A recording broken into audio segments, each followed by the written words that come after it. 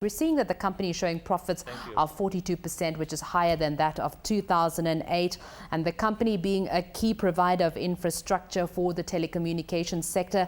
Why were there so many developments in that sector in the first place? The requirement for telecommunication need in Nigeria is still on the high side.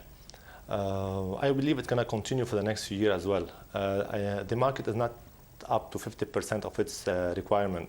And there's still a need for operators to expand more and more in the sector. Is still a requirement and a need in the industry. There are a lot of areas which is not yet covered. A lot of Nigerians doesn't have yet telephone services.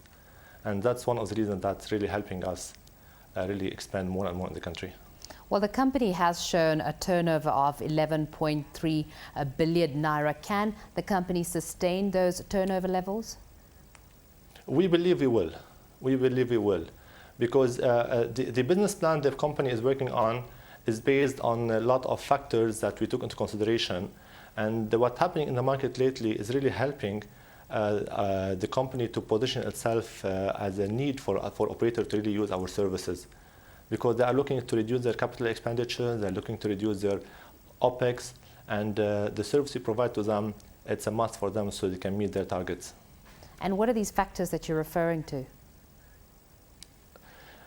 Too many factors, like the financial crisis that happened lately, the unavailability of international funds to Nigeria, the increase of diesel price in the country, the unavailability of public power, several factors that are taken into consideration that can put the operator in a need for them to to outsource certain services, they need for a company like us to do the job for them. Well, how exactly did the company manage to change the face of the company or transform itself from a medium-sized player to a large player within the industry in Nigeria?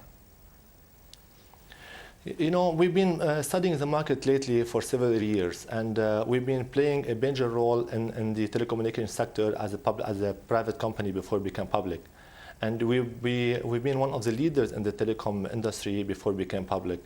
And studying the market properly, looking at the requirement of the operator, and dimensioning the company to put it in a place where it can really see the expansion coming, and so we can be in a position to serve the market.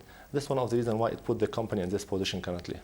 Well, you've got operations in Ghana and Sudan. How different is it from the one in Nigeria? It is the same. It is getting also the growth is the same, and you can maintain certain growth over there as well. Because as you know, the customers that we serve are the GS communication operators are almost the same all over Africa. So wherever you go, you're going to see the same players. So it's easier for us to really work for them, having a good track record in Nigeria.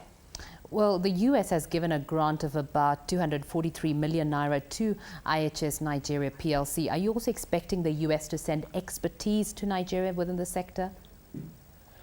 The reason for this grant is to help us do a certain design and study of a certain alternative energy solution to power up the GSM and CDMA operators in sites in Nigeria. And the US TDA, they're seeing that it's a need, and they are supporting to go green. That's why they accepted to participate with us in doing certain study and try to assist us in locating certain manufacturers in the US that we can do custom designed product that can really do the job in Nigeria, where we can have a solar or hybrid solar wind solution that can make a good business sense, so that can really provide green energy in addition to savings for the operators. So what new products should we expect out of the company? Sorry? What new products can the market expect? A lot of products. The site sharing and co-location are one of the major product that the market is looking at now. Hybrid solution, hybrid power, alternative energy, green energy, renewable energy is also one of the solutions that help the operator reduce their cost.